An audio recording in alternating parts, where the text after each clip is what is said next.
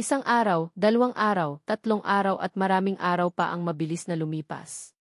Unti-unting naghilom ang sugat na dulot ng tama ng bala sa aking balikat pero ang sakit sa puso na nararamdaman ko sa mga sandaling ito ay lalong nadadagdagan. Tuluyan ka din akong nakalabas ng hospital na dala sa puso ang sakit at paghihinagpis dulot sa nangyari kay Baby Alexa. Alam kong pati si Elijah ay sabrang nasasaktan din sa nga nangyari. Paulit-ulit ko mang sisisihin ang sarili ko sa pagkakidnap ng anak ko, alam kong hindi makakatulong iyon para maibsan ng kahit nakaunti ang sugat sa puso namin. Ginawa ni Elijah ang lahat para mahanap ang anak namin pero bigo ito. Walang naging balita sa anak namin na para bang bigla na lang din itong naglaho na parang bula. Hindi nakikipag-communicate ang mga kidnappers na lalong nagdagdag sa sakit ng kalooban na nararanasan namig pareho ngayon. Ang akala namin noong una kidnap for ransom lang ito, pero walang kidnappers na tumatawag sa amin. Sobrang sakit. Sa tuwing ipinipikit ko ang aking mga mata, mukha ni Baby Alexa ang nakikita ko. Umaalingaw sa pandinig ko ang iyak nito. Jen, hindi ka pa ba matutulog? Gabi na. Kailangan mo nang magpahinga, malumanay na wika ni Elijah sa akin, habang nakahiga na siya sa kama. Eksakto 10:00 na ng gabi at nandito pa rin ako sa gilid ng kama. Nakaupo habang yakap-yakap ko ang larawan ni Baby Alexa. Kagaya ko, kasalukuyang nagpapagaling si Manang Presi sa sugat niya. Tinamaan ito ng bala sa tiyan at mabuti na lang talaga at nadala kaagad kami sa hospital ng mga rumisponding kapulisan. Nakaligtas ito sa kapahamakan na kahit papaano labis kong ipinagpasalamat. Alam kong ginawa ni Manang Presi ang lahat para protektahan si Baby Alexa pero wala eh. Nabaril din ito ng mga kidnappers at mabuti na lang talaga at nakaligtas ito sa tiyak na kamatayan kung hindi dadagdag pa sana sa pasanin ng konsensya ko kung sakaling may masamang nangyari dito. Hindi ako makatulog.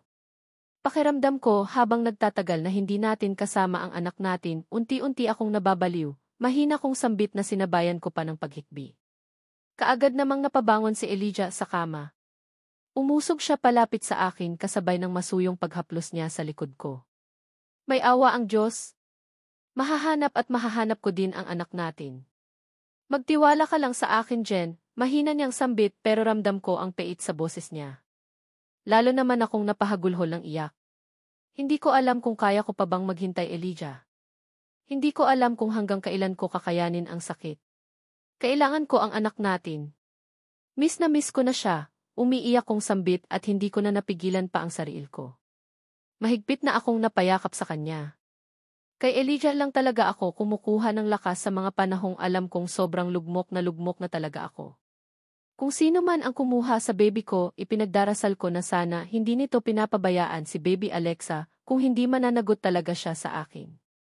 Hindi naman nagsalita na si Elijah, pero patuloy siya sa paghaplos sa likuran ko. Ilang saglit lang, hindi ko na namalayan pa na nakatulog na pala ako, at nagising ako kinaumagahan na wala na siya sa tabi ko. Mula sa pagkakahiga ng maayos sa kama, dahan-dahan akong bumangon. Malungkot na inilibot ang paningin ko sa paligid hanggang sa dumako ang paningin ko sa bouquet ng white roses na nakapatong sa mini-table. Dahan-dahan na akong bumaba ng kama at dinampot ang nasabing bulaklak at kahit papaano, nakaramdam ako ng kaunting galak sa puso ko nang mapansin ko na galing iyon kay Elijah. May nakasulat na sweet message at sinabi nito sa akin na alagaan ko daw ang sarili ko habang nasa opisina siya. Hindi ko mapigilan ang mapatitig sa mga bulaklak. Kung nandito lang siguro si Baby Alexa, baka buo ang saya nararamdaman ng puso ko. Kaya lang wala eh. Hindi pa rin siya nahahanap. Inamoy-amoy at hinalikan ko muna ang mga bulaklak bago ako nagpasyang maglakad patungo sa banyo. Kailangan kong maligo dahil balak kong umalis. Ngayon, magbabasakali ako sa labas. Tutulong ako sa paghahanap kay Baby. Akmang papasok na sana ako sa loob ng banyo nang marinig ko ang pagtunog ng aking cellphone. Dali-dali akong naglakad pabalik ng kama at dinampot iyon at hindi ako nag-abala pa na tingnan kung sino ang tumatawag. Basta ko nalang pinindot ang answer butoon at itinapat iyon sa aking tainga. Hello, mahina kong wika. Mrs. Valdez, sagot naman ng kung sino sa kabilang linya. Boses lalaki ito pero hindi familiar sa akin ang tono ng boses niya. Sino ka? Ano ang kailangan mo? Mahinang tanong ko. Nasa akin ang anak mo. Gusto mo bang makita? Gusto mo ba siyang mabawi, diretsahan at walang paligoy-ligoy nitong sagot na labis kong ikinagulat. Hindi ito ang inaasahan kong bubungad na balita sa akin ngayong umaga pero sa kaloob-looban ng puso ko bigla akong nakaramdam ng pag-asa. Wakas, tumawag na ang kidnapper. Ang gusto mo? Ang anak ko. Kumusta siya? Kumusta ang anak ko? Naiiyak kong nang tanong. Excited na akong makita ang anak ko at ngayong tumawag na ang kidnapper gagawin ko ang lahat para mabawi sa kanya ang bata. Nasa maayos siyang kalagayan at makakasama mo lang siya ulit kung susunod ka sa nais namin, muling wika ng lalaking nasa kabilang linya. Okay, sabihin mo sa akin. Ano ang kailangan mo? Ano ang gusto mo? Sabihin mo at ibibigay ko basta ipangako mo lang sa akin na ligtas si Baby Alexa. Maawa ka sa kanya. Alagaan niyo siya ng maayos, umiiyak at puno ng pakiusap na bigkas ko. 3:00 ng hapon. Isisend ko sa iyo ang location kung saan tayo magkita. Aasahan ko na wala kang ibang pagsasabihan sa pag-uusap nating ito. Kailangan mo itong isekreto lalo na sa asawa mo. Huwag ka ding magsumbong sa mga kapulisan kung gusto mo pang makitang buhay ang anak mo. Nagkakaintindihan ba tayo, Jennifer? Seryosong wika nito na kaagad ko namang sinang-ayunan. Lahat gagawin ko para kay Baby Alexa. Handa ko ding itaya ang buhay ko para dito basta maging ligtas lang ito, kaya kahit na ano paman ang hihilingin ng kidnapper, handa kong ibigay sa abot ng aking makakaya. Okay, darating ako. Huwag kang mag-alala, masusunod lahat ng nais mo, kaagad ko ding sagot.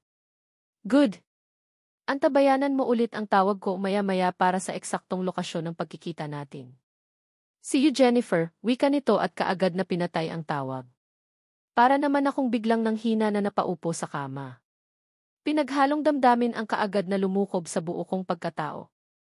Excited ako na kinakabahan na hindi ko mawari. Sa wakas, dumating na ang pinakahihintay ko.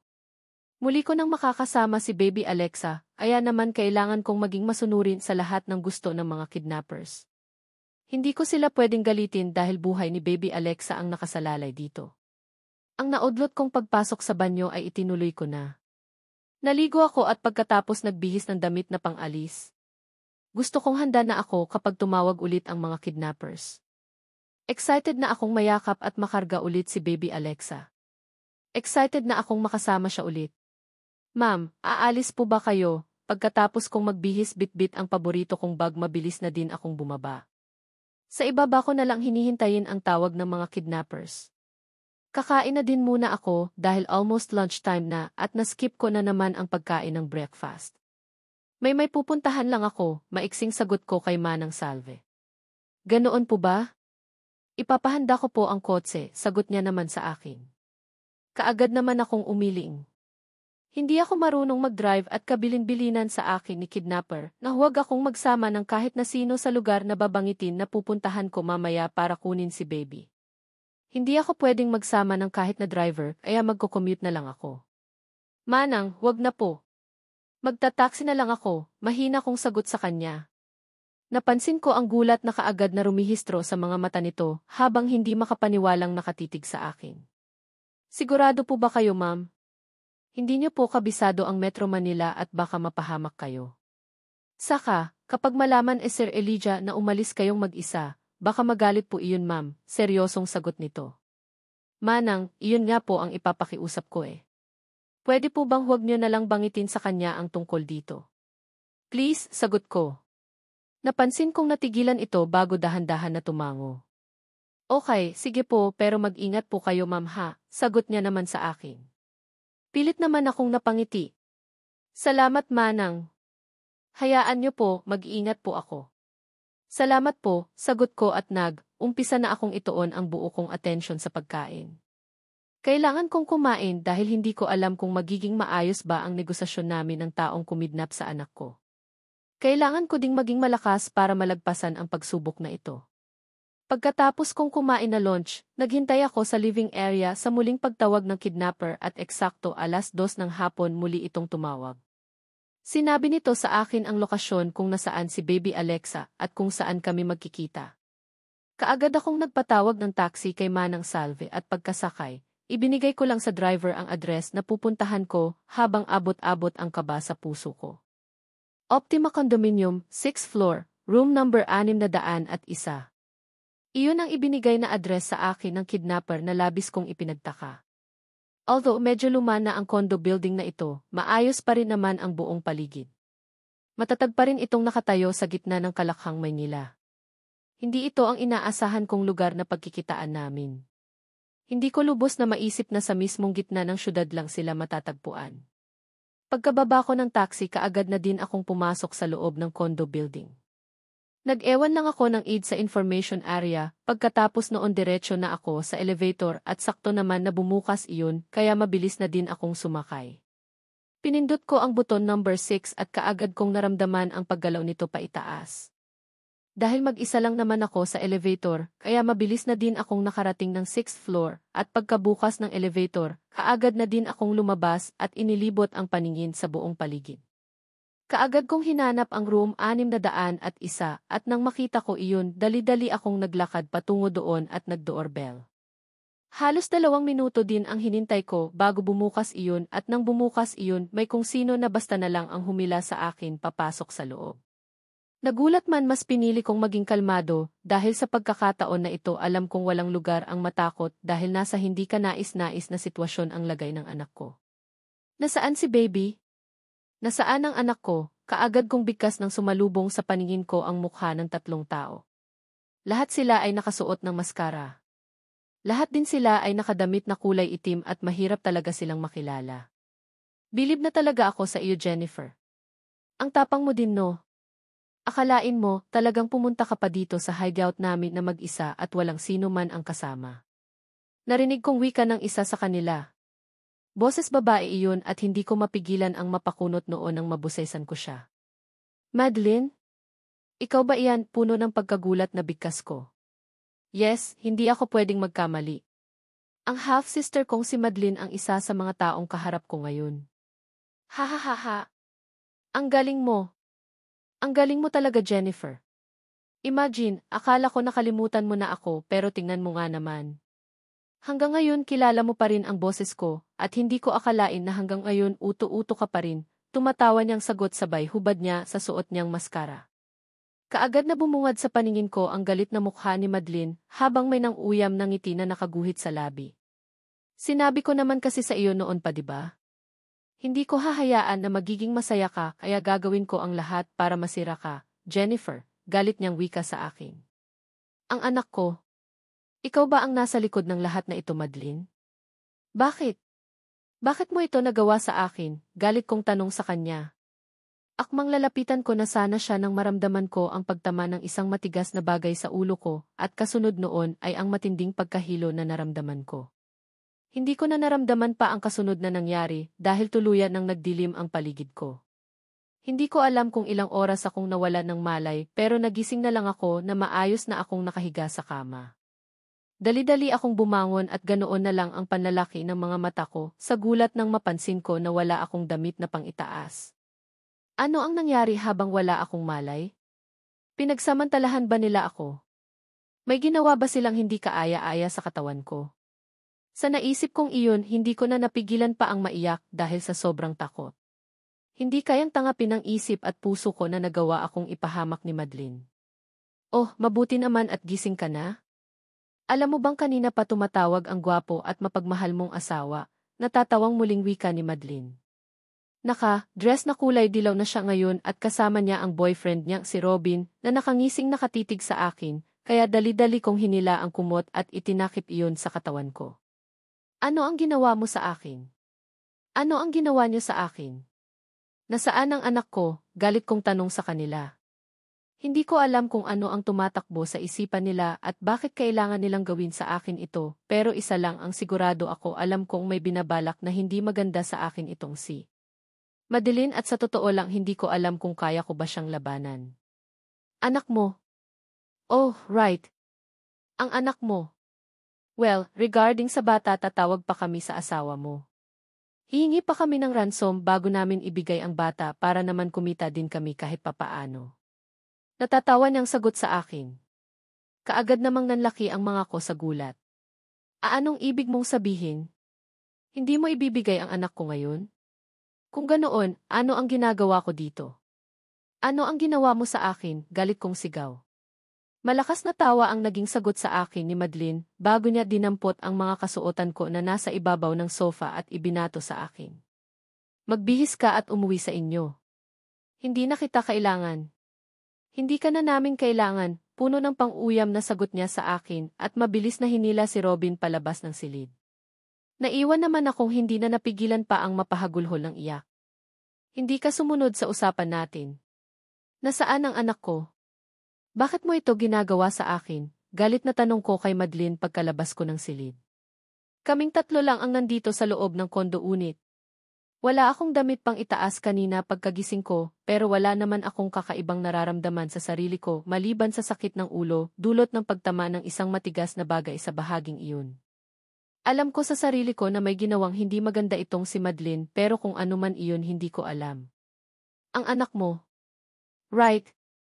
Nagbago na ang isip namin at hindi na muna namin ibabalik sa iyo, hangat hindi pa naibibigay ng mabait mong asawa ang ransom na hinihingi namin, nakangising sagot ni Madeline sa akin. Hindi naman ako makapaniwala sa narinig. Ransom? Seryoso talaga ang babaeng ito para pagkaperahan ang anak ko. Walang hiya talaga. Salot! Hindi ko mapigilan na maikuyom ang kamao ko. Ang sama talaga ng ugali ng babaeng ito. Noon pa man, wala na siyang ibang ginawa kundi ang saktan at ay bully ako. Walang hiya ka. Nananahimik na ako pero bakit sinusundan at ginugulo mo ngayon ang pamilya ko? Galit kong tanong sa kanya sabay duro. Malakas naman itong natawa at nanlilisik ang mga matang tinitigan ako. Bakit ko ito ginagawa? Well, wala lang. Para kasing ang sarap mong paglaruan dahil noon pa man, uto-uto ka na. Isa pa, hindi ako papayag na maging masaya ka, kaya gagawin ko ang lahat para masira ang pamilya mo, nakangisi niyang sagot. Hindi naman ako makapaniwala sa narinig. Ganoon lang ba iyon? Kailiit na dahilan. Trip-trip niya lang.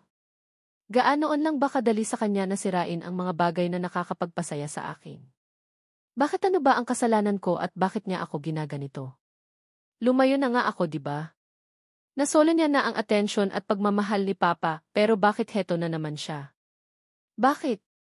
Gabi na at tiyak akong hinihintay ka na ng asawa mo. Don't worry Jennifer, magkikita ulit tayo at ako mismo ang tatapos sa paghihirap mo, nakangisi nitong muling wika. Wala na akong nagawa pa kundi ilaglag ang balikat na naglakad patungo sa may pintuan ng kondo unit. Bago ako lumabas, matalim na tinitigan ko pa si Madeline. Kung hindi niya lang hawak ang anak ko, gustong-gusto ko siyang sugurin at durugin sa mga palad ko. Pero sa ngayon, kailangan ko munang huminahon. Saka na ako gaganti sa babaeng ito kapag nabawi ko na ang anak ko sa kanya. Alam kong wala akong laban ngayon kay Madeline at alam kong mas lalo lang akong masasaktan kung patuloy pa akong makikipag-usap sa kanya. Siguro aasa na lang ako nang hindi niya sasaktan ang baby ko. Sa ngayon kailangan ko munang umuwi dahil alam kong hinihintay na ako ni Elijah. Halos 10:00 na pala ng gabi at nandito pa ako sa labas. Tiyak akong hinahanap na ako ng asawa ko. Mabilis lang din naman akong nakasakay ng taxi. Habang nasa biyahe, hindi ko na naman mapigilan ang maluha nang muli kong maalala ang anak ko. Ang buong akala ko talaga ay makukuha ko na siya ngayon pero nagkamali ako. Hindi nangyari at ni sa hinagap hindi ko din akalain na si Madeline pala ang nasa likod ng paghihirap ko. Pagkahinto ng taxi sa tapat ng bahay namin ni Elijah, ay kaagad akong nagbayad at bumaba. Kaagad namang binuksan ng gwardiya ang service gate, kaya pumasok na ako sa loob at hindi ko mapigilan ang muling mapaiyak nang mapansin ko ang nakatayong si Elijah, malapit sa may pintuan ng bahay. Nang mapansin nito ang pagdating ko, kaagad itong naglakad pasalubong sa akin, habang kapansin-pansin sa mukha nito ang pagiging seryoso at pamumula ng mga mata. Saan ka galing? Kaagad niyang tanong sa akin. Elijah, gusto kong. Jen, sagutin mo ang tanong ko. Saan ka galing? Mataas ang tono ng boses na tanong niya, kaya hindi ako nakasagot. Biglang dagsa ng takot sa puso ko nang mapansin ko kung gaano siya kaseryoso ngayon. Naramdaman ko pa ang mariin na paghawak niya sa balikat ko, at nang muli akong napatitig sa mga mata niya napansin ko na ang galit doon. Lumabas ako dahil gusto kong hanapin ang anak natin, kinakabahan kong sagot sa kanya. Alam kong may mali sa mga nangyayari pero kailangan kong maging matatag sa lahat ng oras. Hinanap ang anak natin or nakikipaglandian ka sa iba, mariin at galit na boses na sagot niya sa akin. Kaagad namang nanlaki ang mga mata ko sa gulat. Totoo, di ba? Umalis ka ng bahay para makipagkita sa lalaki mo, galit niya ng sigaw.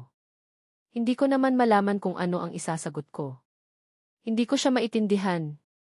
Paano niya nasabi na mailalaki ako gayong wala sa bokabulyo ko na tumingin pa sa iba dahil siya lang ang mahal ko? No. Hindi sa ganoon. Elijah, maniwala ka sa akin.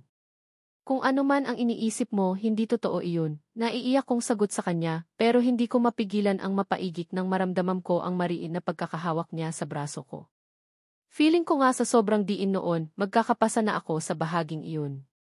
Hindi ganoon. Hindi ganoon ang nangyari. Sinungaling ka, galit niyang wika at halos patulak niya akong binitwan. Nagulat man sa ipinapakitang pag-ugali ngayon ni Elijah, pinilit ko pa ring maging mahinahon. Elijah, ano ba ang mga pinagsasabi mo dyan? Hindi ko maintindihan. Ano ba ang problema? Kaad ko din namang tanong sa kanya. Nagulat na lang ako nang mapakla siyang tumawa. May hinugot siya sa bulsa niya at malakas na ibinato sa akin. Hindi ako nakailag kaya tumama iyon sa mukha ko bago iyon nalaglag sa sahig. Ano ang ibig sabihin nito? Mahina kong tanong kay Elijah, sabay dampot ng isa sa mga picture na nasa sahig. Yes, mga larawan ang ibinato sa akin ni Elijah kanina at nang titigan ko ang isa sa mga iyon, ganoon na lang ang panlalaki ng mga ko sa gulat nang makita ko ang sarili ko doon.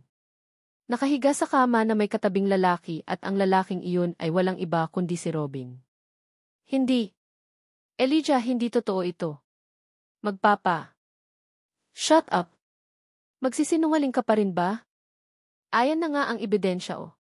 Kailan mo pa ako niluluko, Jen? Kailan pa, galit niyang sigaw sa akin. Hindi ko naman mapigilan ang mapahagulhol ng iyak. Litong-lito din ako. Paanong nagkaroon ng mga ganitong larawan si Elijah? Paanong? Hindi ko na mapigilan pa ang lalong mapaiyak nang maalala ko si Madeline. Nawalan ako ng malay kanina at nang magising ako ay wala na akong damit pang itaas. Wala sa sariling dinampot ko ang isa sa mga larawan at ganoon lang ang galit na nararamdaman ko nang ma-realize ko na si Madeline ang nasa likod nito. Gusto niyang sirain ang pagsasama namin ni Elijah at ayaw niyang maging masaya ako. Yes, nabangit niya iyon kanina at ito pala ang tinutukoy niya. Hinampas niya ako ng matigas na bagay sa ulo para mawalan ako ng malay at maisakatuparan niya ang nais niya. Kinunan nila ako ng larawan habang katabi ko sa Robin at ipinadala niya iyon kay Elijah. Walang kahirap-hirap at hindi man lang nila naisip na posibleng tuluyang masira ang pamilya na binubuo ko. Hindi man lang naisip ni Madeline na posible akong kamuhian ni Elijah habang buhay. Habang abala ako sa kakahanap kung nasaan na ang anak natin, abala ka pala sa pakikipaglandian sa iba. Bakit, Jen? Bakit mo ito nagawa sa akin? Frustrated na muling tanong ni Elijah sa akin. Ramdam ko sa boses niya ang sakit kaya naman pakiramdam ko ay para bang mailibo-libong karayom ang bumabaon sa puso ko. Elijah, maniwala ka sa akin. Handa akong magpaliwanag. Hindi kita niluluko. Mahal kita. Mahal na mahal kita, umiiyak kong sambit. Mahal? Sino ang maniniwala sa iyo, Jen? Hindi ako tanga para maniwala sa iyo. Sinungaling ka, galit niyang sagot sa akin, kasabay ng pagpatak ng luha sa kanyang mga mata. Alam kong sobrang nasaktan siya sa isiping niluluko ko siya pero alam ng Diyos kung ano ang totoo. Never ever in his dreams nalolokohin ko siya dahil mahal na mahal ko siya at siya lang ang lalaking para sa akin. Hindi ko magawang lokohin ka. Hindi ko kayang gawin iyon. Lumbas lang ako kanina para hanapin ang anak natin. Hindi totoo ang mga nakikita mong iyan. Hindi totoo iyan, umiiyak ko ng wika sa kanya. Akmang hahawakan ko sana siya sa kanyang kamay para ipadama ko sa kanya na nagsasabi ako ng totoo kaya lang mabilis niyang tinabig iyon. Galit niya akong tinitigan sabay duro.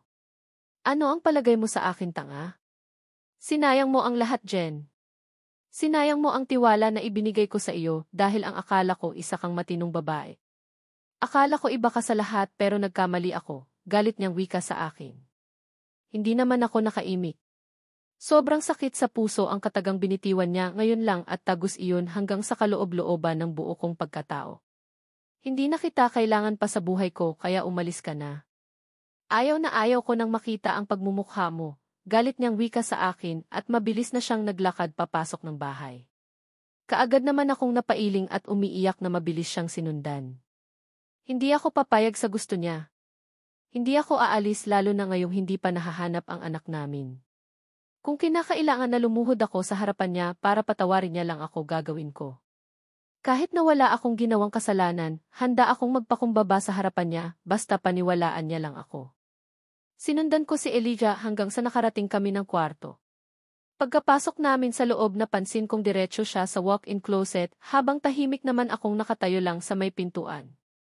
Paglabas niya, ganoon na lang ang panlalaki ng mga mata ko sa gulat ng daladala niya na ang ilan sa mga gamit ko at inihagis niya iyon sa akin. Lalo naman akong napahagulhol ng iyak. Hindi ko akalain na seryoso pala talaga siya sa banta niyang paalisin ako. Elijah, hindi. Hindi ako aalis. Kahit na ano ang gawin mo, hindi ako aalis, umiiyak kong wika. Napangisi naman ito at mabilis ang hakbang na naglakad palapit sa akin. Ayaw mong umalis? Ganoon na ba kakapal ang mukha mo para manatili sa bahay na ito, gayong alam mo sa sarili mo na nagloko ka? Galit niyang tanong. Kaagad naman akong napailing habang hilam ang luha sa aking mga mata. Kung gusto mong magstay sa pamamahay ko, hindi ka pwedeng dito ka sa kwarto dahil hindi na kita ituturing na asawa ko. Doon ka sa servants' quarter at dahil wala nang libre sa panahon ngayon, magtrabaho ka kung gusto mong makakain. Malamig ang boses na wika niya sa akin. Hindi naman ako makapaniwala sa narinig. Siguro nga, abot hanggang langit ang galit niya sa akin kaya nasabi niya ang katagang iyon. Pero hindi matapang ako at wala akong balak na magpatalo. Wala akong nagawang pagkakamali para itrato niya ako ng ganito. Dito lang ako. Dito lang ako sa silid na ito dahil alam ko sa sarili ko na malinis ang konsensya ko. Paano kung ayaw ko? Paano kung sasabihin ko sa iyo na kahit na hanggang langit ang galit mo sa akin, wala akong balak na umalis at dito lang ako? Umiiyak kong sagot sa kanya. Kaagad naman siyang napangisi at naglakad patungo sa may kama. Hindi ko akalain na liban sa pagiging makapal ang mukha mo, may itinago ka rin palang talino. Okay, payag na ako. You can stay in this room at hintayin mo ang divorce paper na pinaasikaso ko sa mga abogado ko and after mong pirmahan iyon, gusto kong lumayas ka na sa pamamahay ko, galit niyang sagot sa akin. Kaagad namang nanlaki ang mga mata ko sa gulat. Hindi ko ito inaasahan. Hindi ko akalain na ganito kabilis sa kanya na magdesisyon na tuluyan akong hiwalayan. Feel at home dahil bilang na lang ang araw mo dito. Enjoy mo na ang lahat habang dito ka pa nakatira, muli niyang wika at mabilis na naglakad palabas ng kwarto. Naiwan naman akong muling napahagulhol ng iyak. Hindi ko alam kung ano ang mga susunod na mangyari sa buhay ko, pero alam ko sa sarili ko na sobrang laki ng galit ni Elijah sa akin. Hindi ko akalain na ganito kalaki ang impact ng ginawa ni Madeline kanina. Kung alam ko lang na mangyayari ito, dapat nagpasama na lang ako kay Elijah. Dapat pala hindi na lang ako umalis ng bahay. Kasalanan ko ang lahat. Tama si Madeline, uto-uto ako at ang bilis kong bilugin. Ang bilis kong maniwala sa mga salita ng ibang tao, kaya ako napapahama. God, hindi ko kayang mawala sa akin si Elijah. Hindi ko alam kung ano pa ang saysay ng buhay ko, kung sakaling tuluyan niya akong hiwalayan. Sana maghimala ang langit at magbago ang isip niya. Sana maniwala siya sa akin na wala akong nagawang kasalanan at ang mga nasa picture na natangap niya ay gawa-gawa lamang iyon ni Madeline para sirain ang pagsasama namin. Sa pag-alis ni Elijah ng silid, wala akong ibang ginawa kundi ang umiyak ng umiyak. Nang mapagod ako sa pag-iyak, basta na lang akong nahiga sa kama na hindi man lang nag-abalang maglinis ng katawan. Marahil sa matinding pagod sa mga nangyari, hindi ko na namalayan pa na nakatulog na pala ako, at nagising na lang ako na parang may isang mabigat na bagay ang nakapatong sa akin. Nang idilat ko ang mga mata ko, ganoon na ang gulat ko nang sumalubong sa paningin ko ang seryosong mukha ni Elijah. Namumula ang kanyang mga mata at naamoy ko sa hininga niya ang matapang na amoy ng alak. Lasing ka, mahinang tanong ko. Isang nakakatakot na pagngisi ang gumuhit sa mukha niya, kasabay ng paghawak niya sa may baba ko. Lasing ako. No. Nakainom lang, wife, nakangisi niyang sagot. Sa hindi malaman na dahilan hindi ko mapigilan ang makaramdam ng takot. Kitang-kita ko kasi ang madilim niyang aura. Puro galit din ang nakikita ko sa mga mata niya at dagdagan pa na halos pigain niya na ang baba ko sa higpit ng pagkakahawak niya. Eliga, ano ang ginagawa mo? Nasasaktan ako, mahina pero may bahid na diin kong bigkas. Isang ngisi ang pinakawalan niya kasabay ng pagkawasak niya sa suot kong blouse. Sa gulat ko, malakas ko siyang itinulak pero hindi siya natinag. Lalong nagliyab ang galit na nakaguhit sa mga mata niya sabay diin sa akin sa ibabaw ng kama. Bakit? Ayaw mo? Huwag mong kalimutan na mag-asawa pa rin tayo at may obligasyon ka pa rin sa akin. Don't mind kung nagawa mo. Makipagsik sa ibang lalaki but as long as nasa poder pa kita, may obligasyon ka pa rin bilang asawa ko na paligayahin ako sa kama. Malakas ang boses na wika niya, kaya hindi ko na mapigilan pa ang muling maluha. Eliga, ano ba? Nasasaktan ako, halos maiyak kong bigkas habang pilit siyang itinutulak sa ibabaw ko. Ramdam ka ang galit sa mga mata niya habang nakatitig sa akin. Ha? Masakit? Hindi mo ba alam na mas doble ang sakit na nararamdaman ng puso ko dahil sa ginawa mo? Halos pasigaw niyang bigkas at walang sabi-sabing basta niya na lang kinagat ang balikat ko. Ramdam ko ang pagbaon ng ngipin niya sa bahaging iyon kaya hindi ko mapigilan ang mapasigaw sa sakit.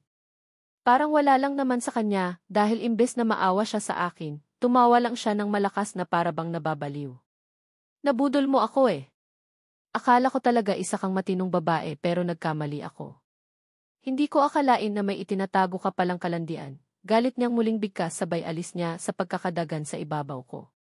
Kinuha ko namang pagkakataong iyon at mabilis na bumangon ng kama pero muli ding napahiga nang malakas niya akong itulak. Saan ka pupunta? Don't tell me nasawa ka sa akin, kaya gusto mo akong takasan. Galit niyang tanong sa akin at ganoon na lang ang panlalaki ng mga mata ko nang isa-isa niya nang hinubad ang kanyang mga kasuotan. Akmang babangon na naman sana ako ng kama para matakasan ang galit niya pero malakas akong napasigaw nang bigla niya na lang akong hawakan sa aking paa. Hindi mo ako matatakasan ngayong gabi, Jennifer. Nagawa mong tumingin sa ibang lalaki tapos ayawan mo ako ngayong gabi. No, galit niyang sigaw sabay hila niya sa maong pants na suot ko. Hindi ko na mapigilan pa ang mapahagulhol ng iyak dahil sa ginawa niyang iyon. Feeling ko isa akong walang kwentang babae na basta niya na lang bastusin. Hindi na ako pumalag pa ng sunod niyang hubarin panty ko at basta na lang siyang pumatong sa ibabaw ko. Ito ang gusto mo, di ba? Ito ang hinahanap mo kaya nagawa mong tumingin sa ibang lalaki. Galit niyang tanong sa akin at walang sabi-sabing inangkin niya naglabi ko. Madiin at puno ng galit ang halik na iginawad niya sa akin. Naramdaman ko pa nga ang malakas na pagkagat niya sa labi ko na siyang naging sanhi kaya dumugo iyon. May nalalasahan kasi akong dugo kaya alam kong dumugo ang labi ko dahil sa ginawa niyang iyon. Gayunpaman, alam ko sa sarili ko na wala na akong magagawa pa. Alam kong sa mga sandaling ito, puro galit na lang ang nangingibabaw sa puso niya at higit akong nasasaktan ng dahil doon. Alam kong sarado ang isip niya sa mga paliwanag ko kaya wala na ding saysay pa kung gagawin ko iyon. Kasabay ng patuloy sa pagpatak ang luha sa aking mga mata ay ang sapilitan na paulit-ulit na pag-angkin ni Elijah sa katawan ko. Sa kauna-unahang pagkakataon, inangkin niya ako ng labag sa kalooban ko. Wala akong magawa dahil alam kong nagbibingi-bingihan siya dahil sa matinding galit sa akin. Pagkatapos niyang makaraos sa makailang beses na pag-angkin niya sa akin, lupay-pay siyang napahiga sa tabi ko. Habol niya ang kanyang paghinga na parabang pagod na pagod siya. Tumawag ang mga kidnappers kanina at gusto nilang ikaw mismo ang magdadala ng ransom sa lugar na sasabihin nila bukas, mahina niyang wika sabay bangon. Hindi naman ako nakaimik habang patuloy ang pagpatak ang luha sa aking mga mata. Naramdaman ko pa nga ang tuluyan niyang pagbangon sa tabi ko at pinulot ang mga damit niyang nagkalat sa sahig at mabilis niyang isinuot iyon. Tinapunan niya lang ako ng seryosong tingin at walang sabi-sabing naglakad palabas ng silid. Naiwan naman akong hindi ko na. Napigilan pa ang mapahagulyol ng iyak. Sobrang sakit ng ginawa niya sa akin. Sobrang niya akong binaboy at sa hinagap hindi ko akalain na magagawa niya sa akin iyon. Gusto ko siyang intindihin sa ginawa niya sa akin pero mas nananaig ang sakit ng kalooban ko. Wasak na wasak ang puso ko at wala akong ibang gustong gawin kundi ang umiyak. Ni hindi ko na nga namalayan pa ang paglipas ng oras. Kung ano ang posisyon ko nang iwan ako ni Elijah dito sa silid ganoon pa rin ang posisyon ko nang magising ako kinaumagahan.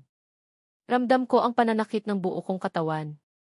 Nahihirapan akong kumilos pero kailangan kong gawin. Sumagi kasi sa isipan ko ang huling katagang binitiwan niya. Ako daw ang magdadala ng ransom money na hinihingi ng mga kidnappers. Well, mabuti na din siguro na ako na lang. Sa kabila ng ginawa ni Elijah sa akin kagabi, ayaw ko pa rin naman iyang ipahamak. Alam kong may pinaplano na namang hindi ka nais-nais si Madeline at kung ano man iyon, dapat kong paghandaan. Hindi ako pwedeng maging mahina dahil buhay ng anak ko ang nakasalalay dito. Walang mas importante sa akin ngayon kundi ang kaligtasan niya at kung kinakailangan na itaya ko ang buhay ko para makuha lang ito sa poder ni Madeline, gagawin ko. Sa kabila ng pananakit ng katawan ko, pinili ko pa rin ang kumilos. Naligo ako at pagkatapos noon, pinili kong magsuot ng maong pants at kulay itim na oversized t-shirt. Mahapdi ang sugat ko sa aking balikat dulot ng pagkagat ni Elijah kagabi at may sugat din ako sa labi. Ganoon pa man, kailangan kong magkunwari na ayos lang ako. Nakaya ko ito. Na hindi ako dapat panghinaan ng loob dahil bahagi lang ito ng buhay na meron ako ngayon. Pagkatapos kong mag-ayos, kumuha ako ng kapirasong papel at nagpasayang magsulat. Gusto ko kasing ibuhos sa kapirasong papel ang sakit na nararamdaman ng puso ko. Wala akong mapagsabihan kaya naman isusulat ko na lang. Para naman kahit papaano maibasa ng kahit kaunti ang bigat na nararamdaman ng puso ko. Mahilig ako sa ganito noon pa man. Naalala ko pa nga na sa tuwing umiiyak ako, isinusulat ko sa aking notebook ang mga kaganapan kung bakit ako umiiyak noon. Ito ang gagawin ko ngayon, isusulat ko dito sa isang kapirasong papel ang ginawa ni Madeline sa akin kahapon at ang ginawa ni Elijah sa akin kagabi na parabang isang diary. Pagkatapos nito, alam ko sa sarili ko na maibsa ng kahit kaunti ang sakit na nararamdaman ng puso ko. Halos inabot din ako ng 5 minuto sa pagsusulat at pagkatapos kong gawin iyon, naglakad ako patungo sa walk-in closet.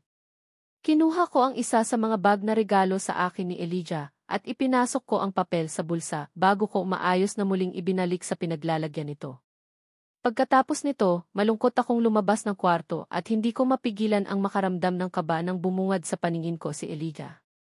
Nakaupo siya sa kama at mukhang ako talaga ang hinihintay niya. Sign this, seryoso niyang wika sa akin sabay abot ng papel.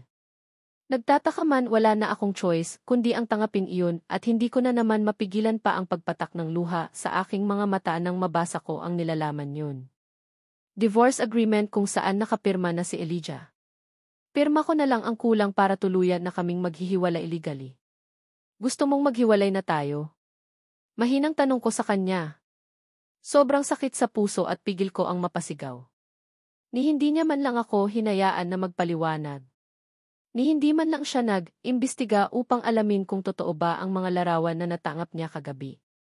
May dahilan pa ba para ituloy ang relasyon na ito? Don't worry, ina ka pa rin ng anak ko at hindi mababago iyon.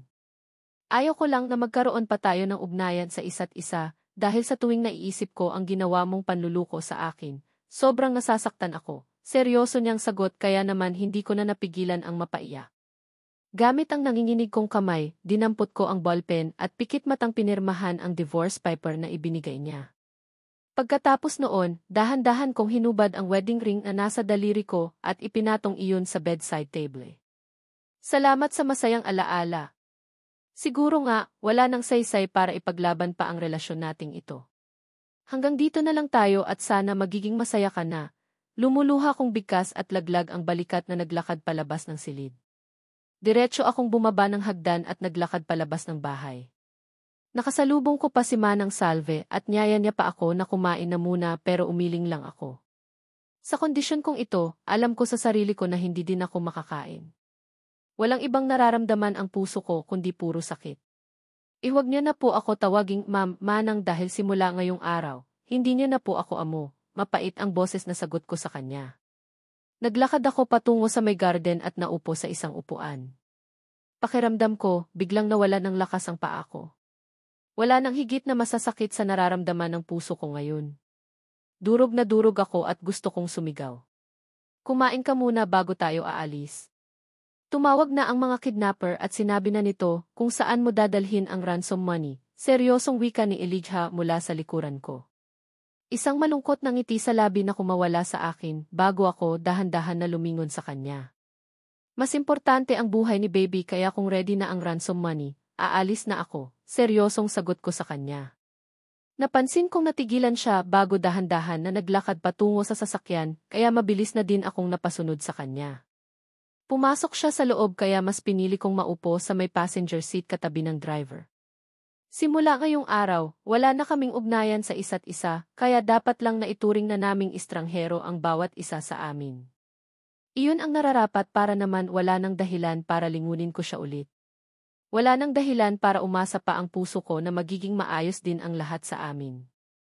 Ibibigay nating dalawa ang ransom money kapalit ni Baby Alexa. Narinig ko pang mahinang wika ni Elijah sa akin habang nasa biyahe kami kaya wala sa sariling naptango ako. Ang akala ko kasi ay ako lang ang pupunta sa location kung nasaan gayon ang mga kidnapper pero nagkakamali ako. Kasama na pala siya kaya hindi ko tuloy mapigilan. Ang makaramdam ng pag-aalala para sa kanya. Siguro nga, baliw ang pusong umiibig. Ayaw ko pa rin naman na maaktan siya. Di bale na ako na lang total, wala naman ng halaga ang buhay ko. Sa isang abandonadong warehouse kami nakarating kung saan matatagpuan sa liblib na lugar. Katulad sa mga napapanood ko sa mga pelikula, abandonadong warehouse ang drama ngayon nila Madeline. Nagbago pala ang kanilang location siguro para hindi sila basta matunto ni Elijah kung sakaling balikan sila nito. Sabay kaming dalawa ni Elijah na bumaba ng sasakyan. Bitbit niya ang attache case na mailamang pera habang tahimik lang akong naglalakad kapantay niya. Mula sa loob ng warehouse may lumabas na 3 katao. Armado sila ng baril at lahat sila ay maisuot na bonnet kaya hindi sila makilala. Pero alam ko, sigurado ako na isa sa kanila ay si Madeline or Robin. Hindi ko na mapigilan pa ang mapaiyak nang matanaw ko si Baby Alexa na karga ng isa sa kanila. Napablis tuloy ang aking paghakbang pero napapreno din nang bigla na lang akong hawakan ni Elijah sa braso. Delikado. Huwag kang magpadalos-dalos ng kilos mo. Walang mas mahalaga sa ngayon kundi ang kaligtasan nating lahat, seryoso niyang wika. Hindi naman ako nakaimik. Hindi ko alam kung gaano siya kasinseridad sa sinabi niyang ito ngayon sa akin dahil ang alam ko galit siya sa akin eh. Ang pera, sigaw ng isa sa kanila. Hindi ko alam kung sino siya dahil hindi naman familiar sa akin ang boses niya. Baka mga kasabwat ni Madeline. Here, kagaya ng napag-usapan 5 milyon ang laman ng attache case na ito, narinig kong sigaw ni Elijah pabalik. Good. Good, masiglang sagot ng lalaki. Hindi ko naman mapigilan ang mapaismid. Ibigay mo sa babaeng kasama mo ang attache case at siya na ang baltalang mag-abot sa amin, muling wika ng kidnapper. Napansin kong natigilan si Elijah at napatitig sa akin.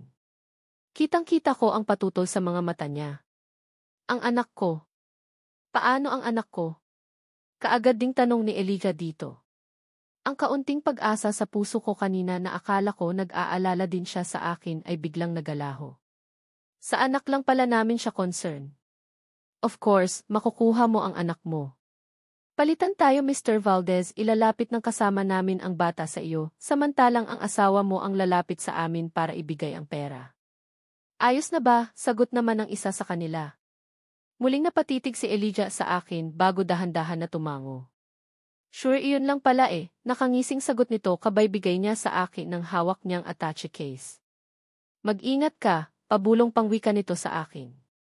Tanging tango lang ang naging sagot ko sa kanya bago ako dahan-dahan na naglakad palapit sa mga kidnappers. Ganoon din naman ang ginawa ng taong maihawak kay Baby Alexa. Dahan-dahan din ang hakbang niya hanggang sa makalapit kami sa kanya-kanya naming destinasyon. Iniabot ko kaagad sa kanila ang attache case na hawak ko bago ako lumingon kay Elijah na noon ay hawak niya na si Baby Alexa. Hindi ko mapigilan ang pagguhit ng masayang ngiti sa labi ko sa isiiping sa wakas, ligtas na si baby pero ganoon na lang din ang gulat ko nang bigla na lang na kung may sino ang biglang humawak sa akin.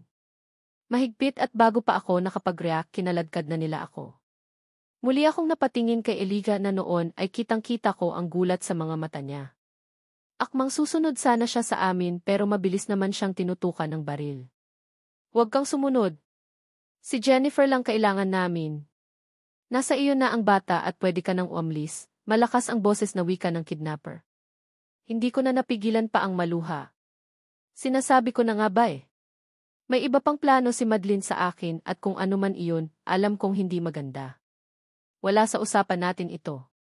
Nasa inyo na ang pera pero bakit kailangan nyo pang kunin siya? Seryosong sagot naman ni Elijah. Halata sa boses nito ang tinitimping galit kaya lalo akong napaiyak. Hayaan mo na. Nasa sa iyo na ang bata. Walang mas importante sa ngayon kundi ang kaligtasan mo at ni Baby Alexa. Alagaan mo siya. Mahal na mahal ko siya. Mahal na mahal ko ang baby natin. Umiiyak ko na ding sambit kasabay na naman ng mabigat na bagay na tumama na naman sa ulo ko.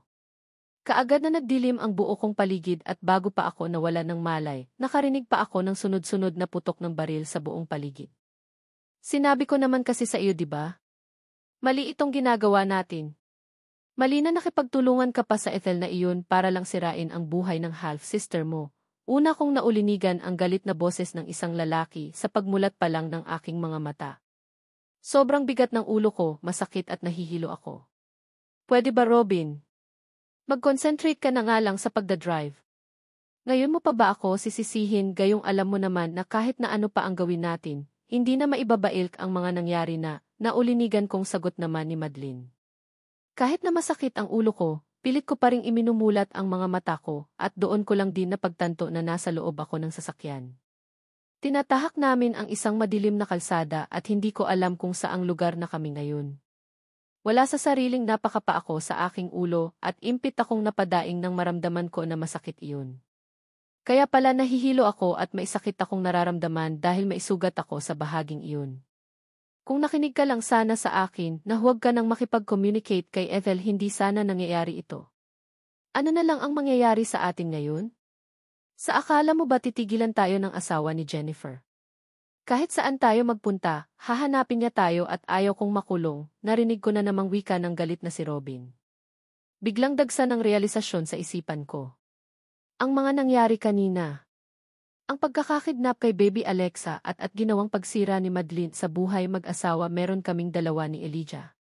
Sinira niya ang lahat sa akin at hindi ako papayag na ganoon-ganoon na lang. Sa naisip kong iyon, biglang dagsa ng galit sa puso ko. So, kasama ko pa rin sila ngayon at hindi ko alam kung saan kami patutungo. Base sa takbo ng pag-uusap ng dalawa, nagtatalo sila sa mga nangyari. Nagsisisihan silang dalawa kung bakit gumawa sila ng karumal-dumal na krimen and worst, kasabwat pala nila si Ethel. Hindi pala talaga titigil ang babaeng iyon hangat hindi niya masisira ang pagsasama naming dalawa ni Elijah. Sundin na lang natin ang gusto ni Ethel. Nangako siya sa akin na hindi niya tayo pababayaan at liban sa share natin sa ransom money, magbibigay din siya ng allowance sa atin monthly once mamahulog ulit sa kamay niya si Elijah Valdez, narinig kong muling wika ni Madeline. Napakakaswal lang ng tono ng boses niya. Ni hindi ko man lang na nakikitaan na nagsisisi siya sa ginawa niya sa akin. Plano na pala talaga nilang sirain ang pagsasama naming dalawa ni Elijah. Mga walang hiya talaga. Mga salot. Sinira nila ang buhay ko at hindi ako makakapayag na hindi ako makakaganti. Ngayong wala pa silang kamalay-malay na nagkamalay na ako, hindi ko ito mapapalagpas. Alam ko din naman na kapahamakan ang naghihintay sa akin, kaya bakit pa ako magsawalang kibo? Muli akong tumingin sa labas ng bintana.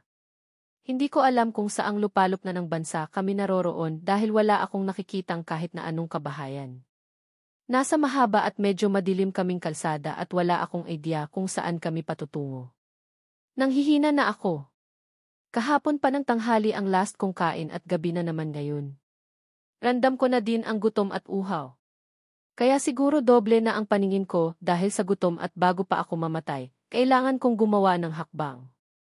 Sinira nila ang tiwala ng asawa ko sa akin kaya naman isasama ko sila sa impyerno. Alam kong hindi matatapos ang kasamaan nitong si Madeline habang nakikita niyang humihinga pa ako, kaya kailangan ko nang gumawa ng hakbang. Si Robin ang nagdadrive kaya dahan-dahan akong umusog patungo sa mailikuran niya. Hindi ko pa nga maiwasan na magulat nang may makapa akong isang matigas na bagay. Pasimple kong tiningnan iyon at ganoon na lang ang pagguhit ng nakakalokong ngiti sa labi ko nang mapansin ko na ito iyong attache case na may lamang pera galing kay Elijah. Ito nga iyon sa wakas, hindi na ako mahirapan pang maisakatuparan ang plano ko. Kung siswertehin ka nga naman.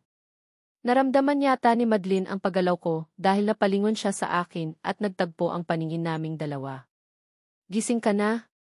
Mabuti naman. Akala namin patay ka na eh.